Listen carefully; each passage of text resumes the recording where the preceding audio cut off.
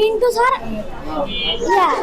Brazil আর এই সালাম sir Argentina.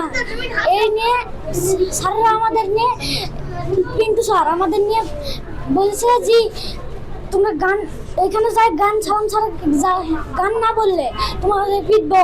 এই জন্য আমরা তিনজন যায় ওইখানে গান বলছে, যায় স্যারের মাথা গরম হয়ে গেছে। অনেক কয়বার 3বার বলেছে, 3বার বলার পরে তারপর স্যারের খুব রাগ হয়েছে, আসে আমাদের পিটে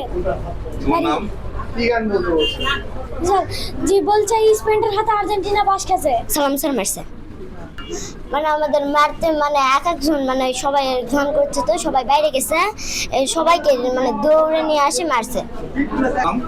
আমরা ছেলেদের থুসি পড়ার জন্য, শিক্ষকত্ব মারার জন্য আমরা রাখিনি, তো ওরা মারবে, আবার টয়লেট ধুয়ে নিবে, ঘর ঝাড় দিয়ে নিবে, না ঝাড় দিয়ে নিলে মারবে, ধরে এইরকম করে মারে কি জন্য? আমরা এটাই বিচার চাই।